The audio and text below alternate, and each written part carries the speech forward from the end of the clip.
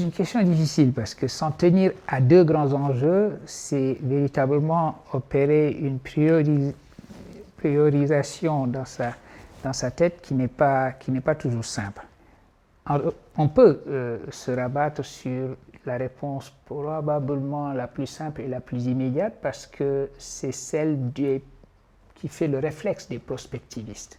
Lorsqu'on fait de la prospective, on regarde très rapidement la démographie. Et parce que la démographie, comme dit la parole d'Auguste Comte, passée presque en proverbe, la démographie, c'est un destin. On sait que les populations qui vont avoir des enfants sont déjà là et les projections se font de manière à peu près certaine.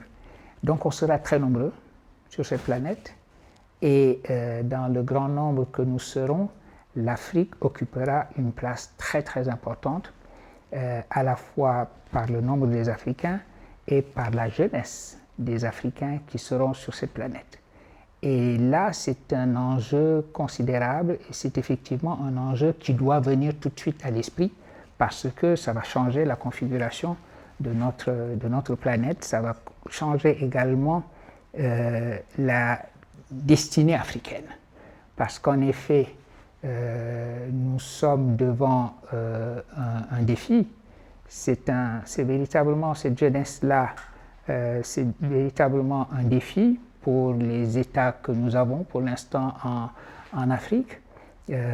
Parce que c'est une jeunesse, évidemment, il faut l'éduquer, il faut la nourrir, il faut lui donner les infrastructures qu'il faut et il faut surtout lui trouver des emplois. Lui trouver les moyens d'employer et d'investir l'énergie considérable qu'elle représente. Et ayant parlé d'énergie, je vois maintenant le côté positif de ce que je viens de dire. C'est que cette jeunesse de la démographie africaine, c'est un atout considérable aussi. Cela veut dire que la vraie énergie au monde, qui est l'énergie des humains, se trouvera concentrée d'une manière très importante sur le continent africain. Et c'est notre chance. C'est notre chance aussi, à condition que cette jeunesse-là soit une jeunesse bien formée. Il est important qu'elle soit bien formée. Et c'est pour cela que je dirais que l'autre grand enjeu important, c'est l'éducation. Parce que l'éducation englobe un certain nombre de choses. L'éducation, c'est la matrice même de l'avenir. C'est là que nous fabriquons l'avenir.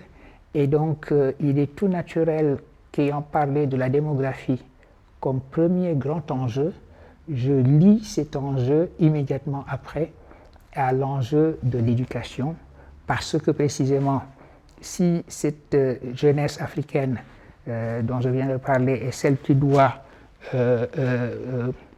bâtir l'avenir de notre continent, il est tout naturel de s'interroger sur la capacité qu'elle aura de le faire, et cette capacité dépend en très grande partie de l'éducation, de la formation que cette jeunesse recevra.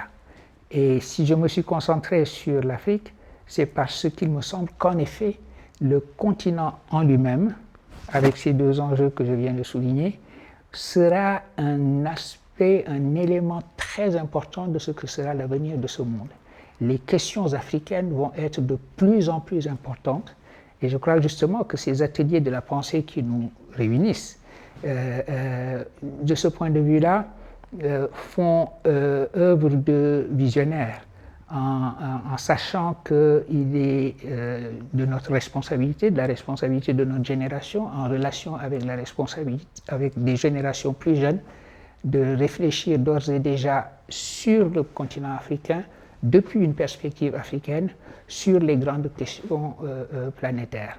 C'est cette rencontre qui me vaut le plaisir immense, le bonheur de t'avoir comme interlocuteur, comme intervieweur. Je pense que je n'aurais jamais pu rêver meilleur intervieweur que toi.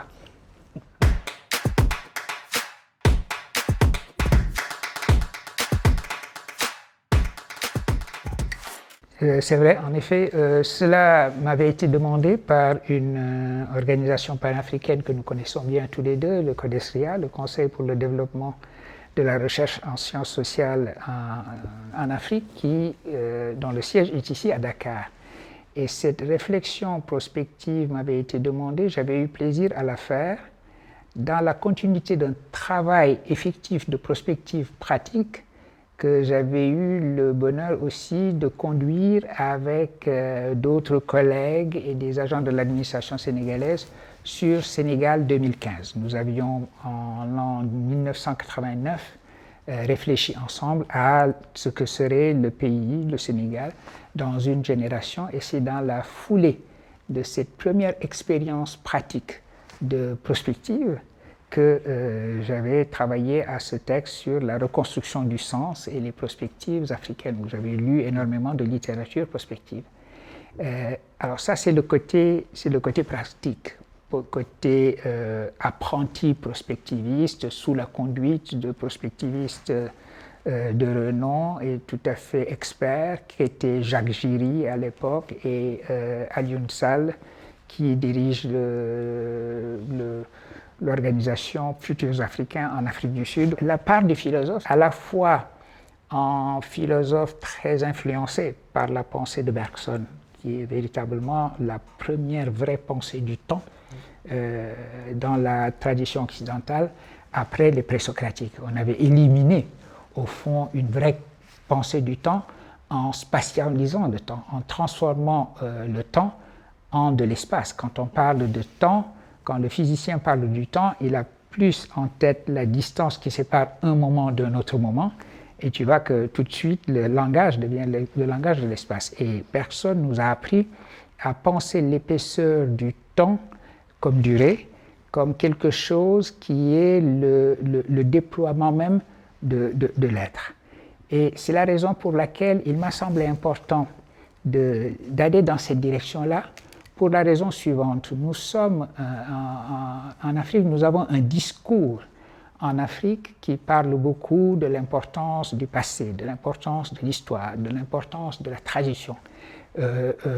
Toutes choses qui sont en effet tout à fait importantes. Mais lorsqu'on a le sentiment que agir, c'est agir en fonction de cette tradition et d'une manière qui soit la plus fidèle possible à cette tradition, je crois qu'on se trompe sur la signification de l'action. Autrement dit, lier l'action à faire aujourd'hui à des précédents, c'est véritablement rester dans ce que le prospectiviste Gaston Berger a appelé un entêtement rétrospectif. Et puisque nous parlons justement de projection, nous parlons de notre jeunesse, de l'avenir que nous voulons faire, il est important que nous sortions, me semble-t-il, de cet entêtement rétrospectif et que nous comprenions que la bonne action, c'est celle qui nous est dictée par le futurible que nous souhaitons, par le scénario que nous souhaitons. Et donc, l'exercice prospectif qui consiste à imaginer, parce qu'il y a une force imaginative très, très importante qui doit être investie là, à imaginer donc des scénarios, d'abord en prolongeant le scénario actuel, le scénario tendanciel qui souvent n'est pas celui qu'on pourrait souhaiter. On peut considérer qu'il y a également pire, le scénario de catastrophe, mais qu'il y a certainement meilleur, un scénario de sortie de crise. Et donc, à partir de la projection de ce scénario de sortie de crise, envisager les actions à mener aujourd'hui pour aller dans cette direction-là. Évidemment que nous le ferons depuis la position qui est la nôtre, qui est déterminée historiquement. Donc, ça n'est pas tourner le dos à l'histoire, mais c'est faire en sorte que l'histoire soit un point d'appui pour se projeter vers le futur. C'est donc sur le plan philosophique cette réflexion-là sur le temps comme déploiement du sens, une manière de faire advenir le sens, de le construire tous ensemble, qui fait que ma réflexion est orientée dans cette direction-là.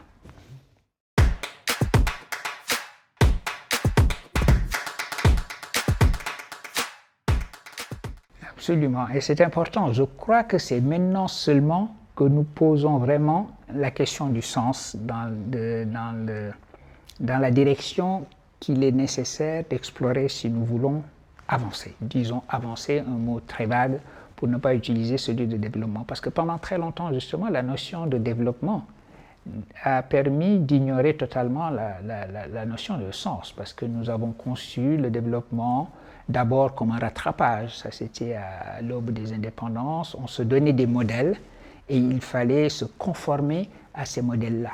Je crois que nous sommes arrivés à une période où nous savons maintenant, nous ne pouvons plus ignorer, nous ne pouvons plus nous cacher du fait qu'il nous faut inventer le sens même du mouvement à venir de nos sociétés, de ce qui va advenir. Ce qui va advenir, ce n'est pas ce qui va fatalement se produire, c'est ce que nous allons faire tous ensemble. Et c'est là, à ce moment-là, que la question du sens se pose, parce que dans un cadre comme celui-là, nous ne nous donnons plus de modèle en disant « voici ce qu'il faut imiter ». Parce qu'il y a quelque chose de très paresseux intellectuellement dans l'idée d'imitation. Imiter, c'est ne pas faire l'effort de réfléchir, ne pas faire l'effort de projeter un sens. Alors, donc, il nous faut embrasser le mouvement actuel qui est celui de nos sociétés et ne pas tomber dans les simplifications qui consistent à se donner une ligne simplement qui serait la ligne d'un certain développement. Il nous faut savoir, dans ce mouvement d'ensemble de nos sociétés, emporter dans la même mouvance, dans la même durée, des choses très diverses, nos arts, nos cultures, notre souci de la nature, nos cosmologies, les perspectives épistémologiques qui étaient les nôtres quand il s'agissait de penser la place du vivant humain parmi les autres vivants. Et de tout cela, il n'y a pas de modèle préexistant. Et c'est la raison pour laquelle je disais tout à l'heure que c'est seulement maintenant, au fond, que la question du sens nous est posée et il est de notre responsabilité de ne pas la simplifier, de la prendre au sérieux évidemment et de la prendre également dans toute sa complexité, penser la complexité du mouvement qui doit être celui de nos sociétés aujourd'hui et qu'on voit déjà se dessiner. Nous savons que, et ça complète un peu ce que je disais de la démographie, nous allons être des sociétés de plus en plus urbaines. Nous le sommes déjà. Il va se produire sur notre continent ce que j'appelle des intensifications urbaines, pour le meilleur et pour le pire. Les intensifications urbaines, c'est évidemment les grandes agglomérations de population dans des conditions qui, sur le plan urbain, ne sont pas toujours les meilleures. Les gens habitent d'abord et ensuite on essaye tant bien que mal d'introduire dans leur habitat les infrastructures nécessaires. Mais par ailleurs, malgré toutes ces difficultés qui se traduisent dans la difficulté d'organiser les transports, etc., ces intensifications urbaines sont,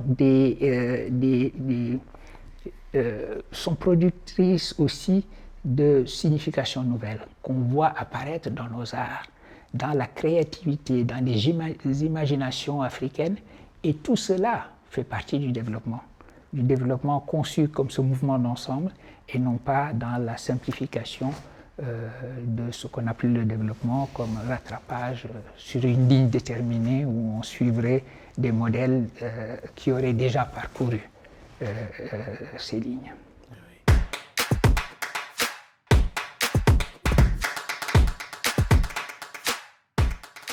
C'est une question essentielle et il est bon que nous nous la posions et nous le faisons beaucoup, nous essayons de le faire dans les ateliers de la pensée que tu as mis en place avec notre ami Felwine.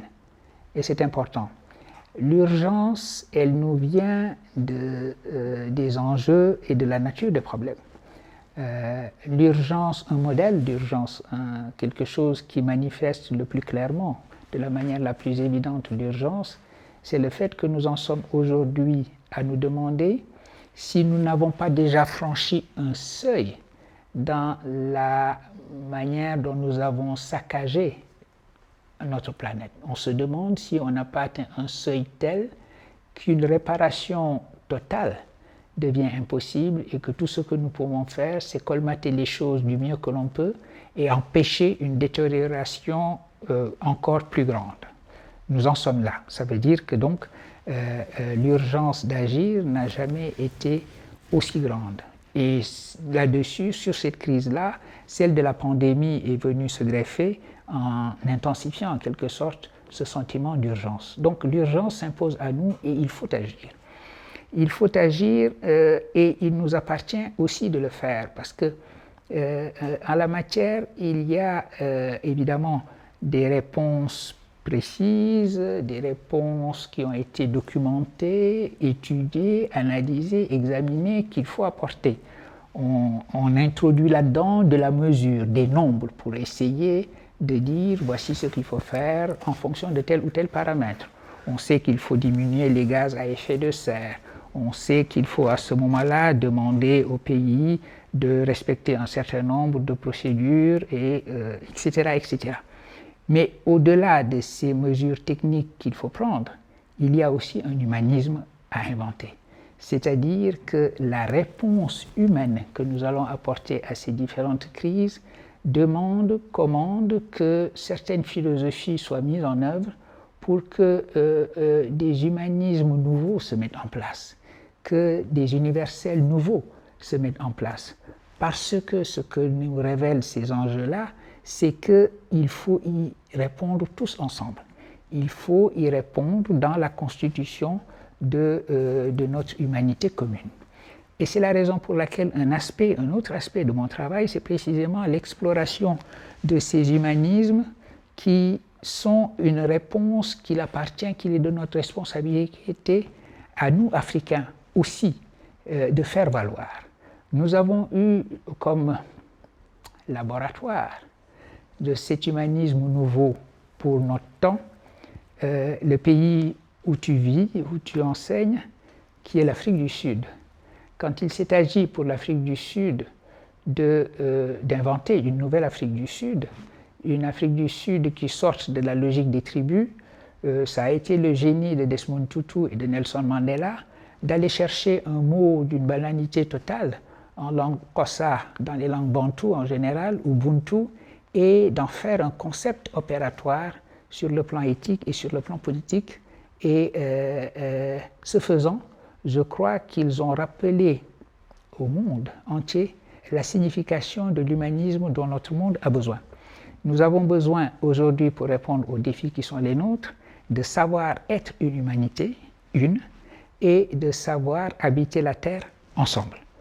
Ça nous ramène d'ailleurs aussi à la démographie dont je parlais au début. Et Ubuntu fait ce travail-là.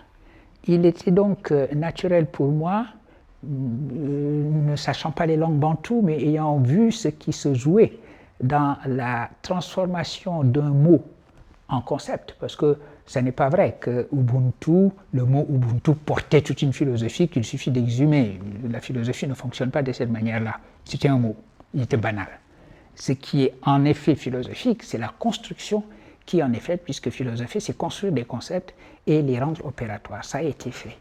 Et la même chose peut être faite pour beaucoup de nos langues, pour beaucoup de nos cosmologies traditionnelles. La cosmologie organisée autour du concept de Ntu, l'être de manière générale, et la cosmologie construite autour d'un mot qui ressemble, Nit en Wolof.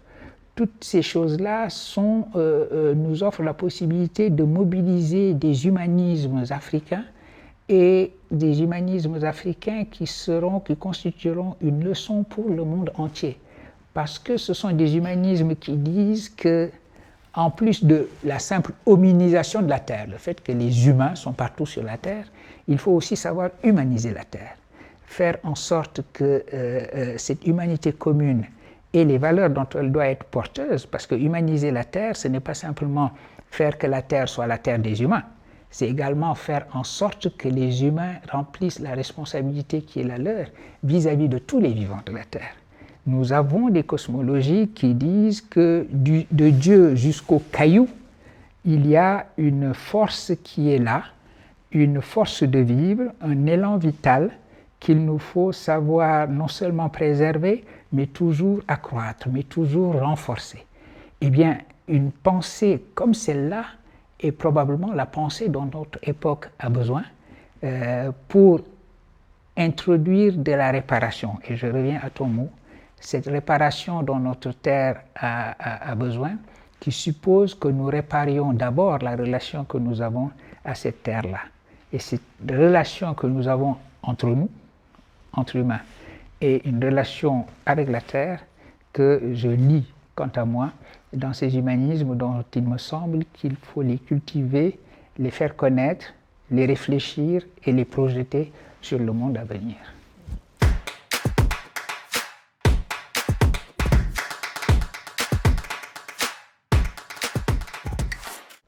Merci de parler de ces différentes figures. Ce sont des figures qui m'apprennent à penser le monde dans lequel je vis. Je dirais que c'est ce qui les réunit d'abord. Première figure, Boole, George Boole, qui est davantage connu par l'adjectif formé à partir de son nom, booléen. Si on dit booléen, tous les informaticiens travaillent avec des choses booléennes, des formules booléennes, des algorithmes booléens, une algèbre booléenne, etc. Mais peu de gens sauront que derrière le booléen, il y a Boole, celui qui a inventé cela. Et Boole est celui qui a inventé, pour aller vite, le langage de nos ordinateurs. Le système binaire que nous utilisons aujourd'hui, le fait que nos ordinateurs parlent la langue de 0 et de 1, un ordinateur parle un langage qui est écrit à partir de 0 et de 1. Il n'y a que ça qui entre dans les ordinateurs. Eh bien, c'est Boole qui est le père de cela. Ça veut dire donc que mon premier travail sur Boole, c'était une manière d'essayer de comprendre la signification de notre civilisation de l'ordinateur, qui se poursuit aujourd'hui dans les intelligences artificielles. Comment l'humain, parce que c'est toujours l'humain qui est au centre, en est arrivé à mécaniser ses propres procédures de raisonnement à un point tel que justement, parce que ces procédures étaient devenues mécaniques, on pouvait les confier à une machine. Et donc on utilise la mécanisation par des symboles algébriques et il est aisé de passer de là à la machine. Ça, c'était un premier aspect de mon premier travail de jeunesse qui était dans le prolongement de ma thèse sur l'algèbre de la logique. Et les trois autres, Bergson évidemment, Senghor et Iqbal, partagent un même triangle. Ils forment un triangle parce que aussi bien Iqbal que Senghor ont développé leur pensée en conversation avec Bergson. Et j'aime d'ailleurs le symbolisme qui fait que Bergson, un penseur juif, attiré par le catholicisme sans être allé jusqu'au bout de sa conversion, a eu une influence importante sur un penseur musulman comme Iqbal, qui est probablement, je dirais même pour moi certainement, le penseur d'une modernité de l'islam le plus important au XXe siècle et le plus important encore aujourd'hui en ce début du XXIe siècle, et a eu également une influence importante sur un penseur catholique comme Léopold Sédar Senghor. Ces trois penseurs partagent donc de regarder le monde, la réalité, comme du mouvement. Ce qui est, c'est ce qui change. Et le monde, vivre dans ce monde, c'est faire accueil à la nouveauté. La nouveauté est la définition même de la vie. La vie, c'est ce qui se renouvelle sans cesse, qui apporte du nouveau. Et notre attitude doit être de savoir accompagner. Nous sommes inscrits dans ce mouvement et il faut le savoir et accueillir la nouveauté. Et ceci était important, par exemple, pour l'islam aujourd'hui. Voilà une religion qui a connu, ou la pensée religieuse a connu, selon Iqbal, une certaine pétrification. Il est normal de vouloir que cette religion, la pensée religieuse de l'islam, soit reconstruite, je suis en train de citer son titre, hors de cette pétrification, et qu'elle sache renouer avec son propre principe de mouvement. De la même manière, d'ailleurs, Senghor estimait que la même chose était vraie aussi et que c'était une leçon qui était déjà contenue dans les cosmologies africaines. Donc il a organisé la rencontre entre les cosmologies africaines qu'il connaissait en Afrique de l'Ouest, qu'il connaissait d'expérience parce qu'il avait vécu dans un milieu sérère où cette cosmologie était très présente, et qu'il connaissait par les livres pour avoir lu les anthropologues, les ethnologues, et avoir effectué des comparaisons avec sa propre expérience. C'est la raison pour laquelle il estimait que la notion d'évolution créatrice, la notion d'élan vital, la notion d'une cosmologie qui est toujours en émergence, qui n'est pas une cosmologie statique, était centrale à la fois pour la compréhension des réalités africaines, mais de la réalité du monde et de la signification des arts, par exemple, et toutes choses qu'il a explorées dans le travail qui a été le sien. Voilà aussi ce qui m'a attiré dans la pensée de Senghor, dans la lecture que j'en ai faite, qui a consisté simplement à donner toute son attention, toute l'attention nécessaire au bergsonisme présent dans sa pensée et à sa philosophie de l'art. Voilà en gros ce que j'ai vu dans ces figures qui effectivement accompagnent ma réflexion et qui ont eu pour moi l'importance de m'enseigner ce que je pensais. J'ai toujours dit que les philosophes qui comptent, la raison pour laquelle on aime un philosophe, on lit et relit un philosophe, c'est qu'il vous apprend ce que vous pensez. Et c'est le cas pour moi, pour Iqbal, avec en plus dans le cas d'Iqbal, un enjeu certain, qui est que en ces temps où la religion se distingue par le bruit et la fureur, il est bon en effet d'avoir une réflexion sur la religion qui soit celle-là, celle d'une reconstruction, celle d'un principe de mouvement, celle qui nous mène vers le pluralisme, celle qui nous mène vers la société humaine dans son ensemble, plutôt que celle qui nous mène vers l'exclusion, le fanatisme et le meurtre, au bout du compte.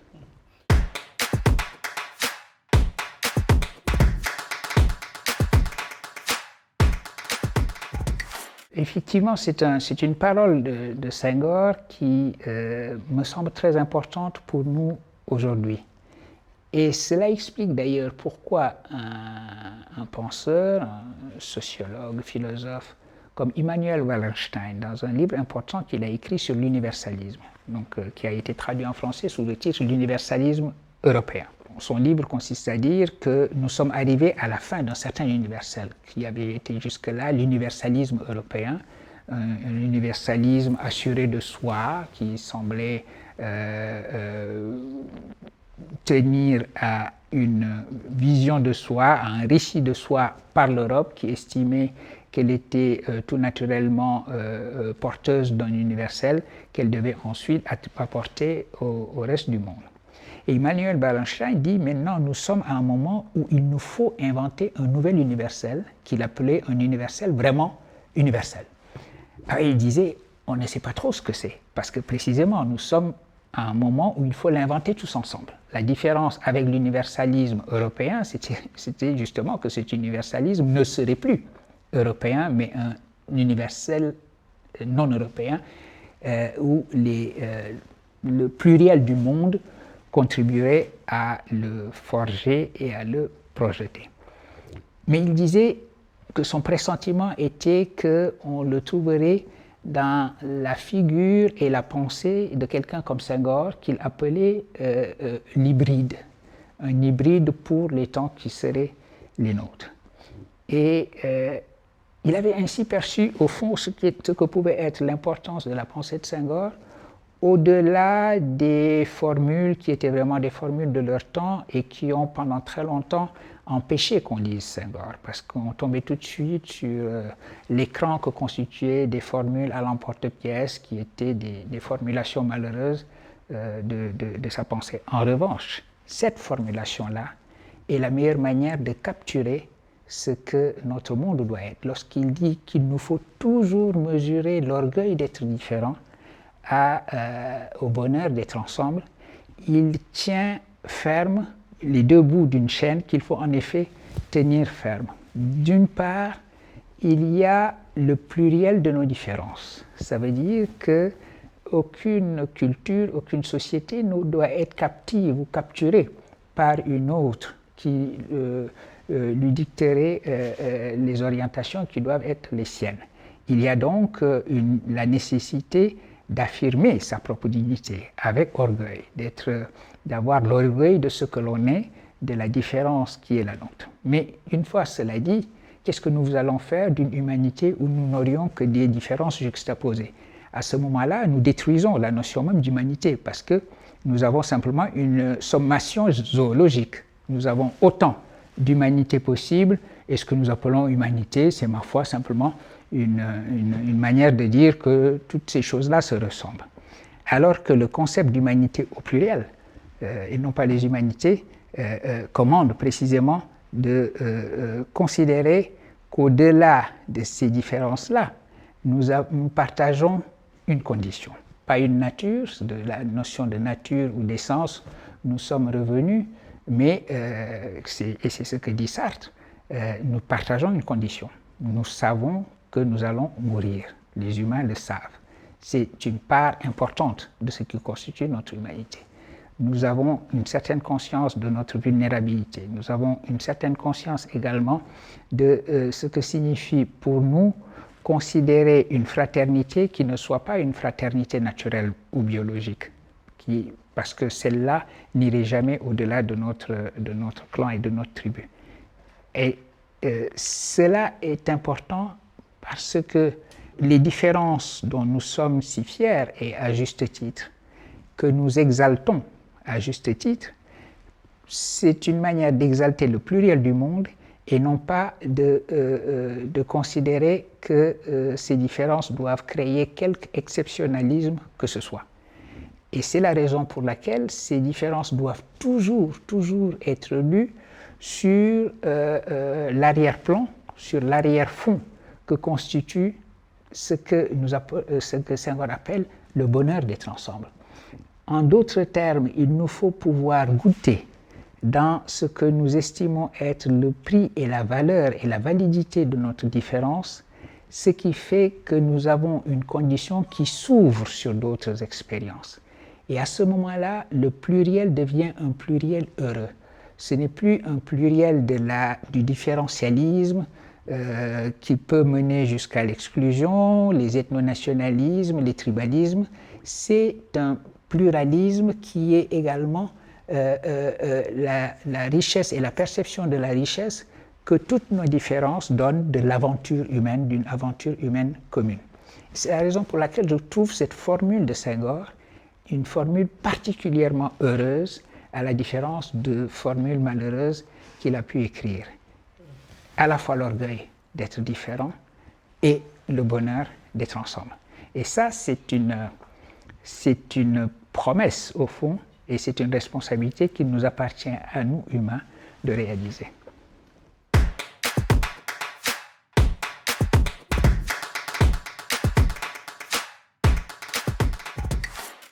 Je suis heureux que tu aies rappelé que ces deux ouvrages, Le fagot de ma mémoire et De langue à langue, l'hospitalité de la traduction, ont fait suite à un certain nombre d'ouvrages que j'ai écrits à quatre mains, enfin que j'ai coécrits avec des auteurs avec qui je ne suis pas d'accord, évidemment, qui sont même des textes de dispute, on va dire de disputation, pour avoir un jargon un petit peu philosophique, une discussion, une controverse sur la manière dont il fallait entendre l'universalisme, avec l'anthropologue Jean-Loup Amsel, même si nous avons des points d'accord qui ont pu être soulignés à l'occasion de cette discussion, et une autre dispute, peut-être plus vive d'ailleurs, parce que cela touchait à quelque chose d'assez sensible comme la religion islamique. Rémi Brague ne se cache pas d'avoir une détestation de l'islam qu'il expose volontiers. Et donc la discussion entre nous était une discussion importante qui n'a pas été très difficile. Nous étions tellement en désaccord qu'il n'était pas difficile, au fond, d'indiquer quelles étaient nos positions, quels étaient nos arguments, mais aussi de le faire avec humour et détachement. C'est très important parce que quand c'est ma foi en l'argumentation qui a fait que j'ai accepté d'abord d'entrer dans ces discussions-là quand j'ai été invité dans le premier cas par Albin Michel pour faire ces discussions avec Jean-Louis Amsel et dans l'autre cas par les éditions Stock pour faire la discussion avec Rémi Brague. C'est le sens de l'espace public. L'espace public est un espace d'argumentation où on échange des arguments qui ne soient pas simplement des juxtapositions de performance. S'il s'agissait de faire la performance du musulman qui s'énerve ou qui se ressent de l'outrage devant ce que pouvait dire Rémi Brague, ce n'était pas la peine. En revanche, si c'était l'occasion de répondre à certaines choses qui sont dites et qui sont relayées en venant de lui sur l'islam, j'estimais que c'était de mon devoir d'y aller et de faire en sorte qu'une argumentation comme celle que nous avons eue puisse avoir lieu dans un respect mutuel et avec beaucoup d'humour. Ce qui facilitait les choses, c'est que Rémi Brague a beaucoup d'humour et je ne pense pas avoir, quant à moi d'ailleurs, un déficit en la matière. Je peux également traiter les choses qui sont les plus violentes avec le détachement que l'humour peut permettre. Et donc je pense que de ce point de vue-là, ce sont des livres dont je suis assez satisfait. En revanche, ça signifiait aussi que je m'étais laissé déporter de ce qui était ma préoccupation. Et d'avoir écrit après cela le fagot de ma mémoire. Je l'ai dit, ce n'est pas coquetterie sur l'insistance d'amis. Parce que le pas qui consiste à passer du concept à un jeu n'est pas facile. Ce n'est pas facile psychologiquement de se mettre dans cet état. Et une fois qu'on a surmonté cela, ce n'est pas facile non plus de trouver la manière d'en parler. Il fallait à la fois que ça ne soit pas trop long, il ne fallait pas une accumulation, ce n'était pas des mémoires. Je n'allais pas accumuler des événements de ma vie dont je pouvais penser qu'ils n'intéressaient que ma fille finalement et mon épouse. Mais il fallait aussi que j'en profite pour faire le point sur ce qui, dans ma trajectoire, avait fait que je me suis retrouvé à un moment donné à devoir avoir ces controverses. Pourquoi est-ce que la figure qui est la mienne aujourd'hui est la figure d'un intellectuel musulman, d'un philosophe de l'islam? Et qu'est-ce que ça signifie? Qu'est-ce qui m'a mené à cette position-là? Et pourquoi est-ce que je me suis engagé à avoir cette responsabilité, etc.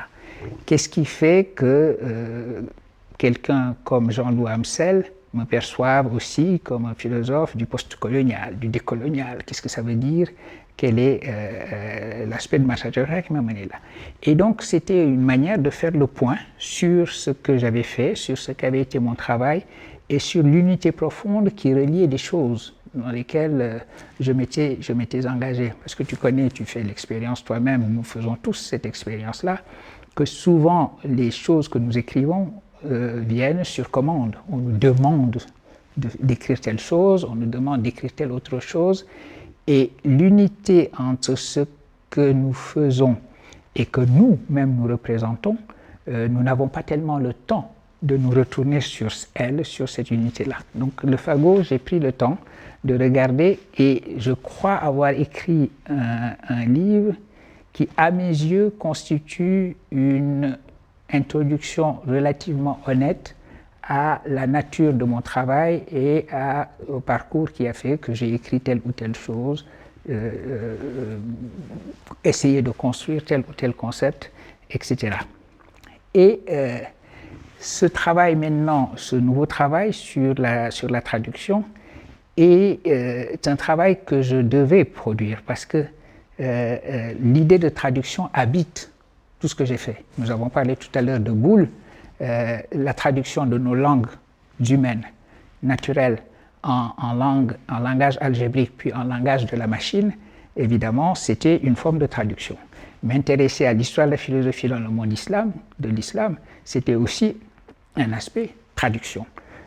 puisqu'il s'agit de traduire, de transférer la fameuse translatio studii, la philosophie grecque, dans le monde de l'islam, non seulement en termes de traduction d'une langue à l'autre, mais également en termes de traduction de récits dans une certaine philosophie. C'est ainsi qu'un récit central de l'islam, qui est le récit de l'ascension prophétique, a trouvé tout naturellement une traduction dans le néoplatonisme grec, plotinien pour l'essentiel.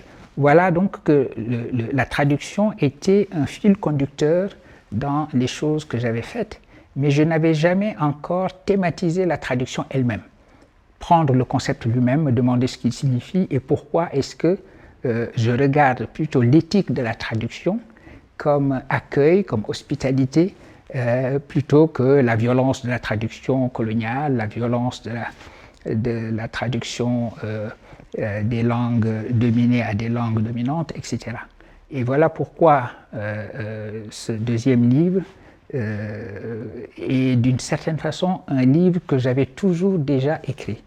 Et d'ailleurs, le matériau qui le constitue était déjà sur place, puisque j'avais été invité à l'université de Francfort à donner ce qu'on appelle les Jensen Lectures. Et les Jensen Lectures, c'est le département de l'anthropologie qui m'a invité, le centre Léo Frobenius qui m'a invité à les donner. Et c'était une série de 8 conférences que j'avais données en anglais. Donc j'avais ces textes-là, le matériau était là. Donc ce livre était déjà écrit puisqu'il existait en anglais sous la forme de notes pour des conférences. C'est la raison pour laquelle il est arrivé si vite après le fagot de ma mémoire. Ce n'est pas que je travaille à une vitesse supersonique, c'est simplement que le livre était déjà là. Il s'agissait simplement de trouver le temps de m'asseoir pour l'écrire. Et donc tu me poses la question de ce qui vient après. J'ai parlé de ces humanismes africains, l'humanisme de Ubuntu, l'humanisme de Nietzsche. J'ai ici ou là partagé quelques réflexions là-dessus. Je ne crois pas avoir écrit d'articles à proprement parler, mais donné des conférences, oui. J'ai envie de passer peut-être à une autre phase avec cela, qui serait une phase d'écriture, donc sur ces concepts-là. C'est une possibilité. Une autre possibilité étant, au lieu d'écrire des livres où je me dispute avec des gens avec qui je ne suis pas d'accord, d'écrire des livres, de coécrire avec des gens avec lesquels je suis d'accord, et comme ça, un de ces jours, peut-être que toi et moi allons signer ensemble quelque chose.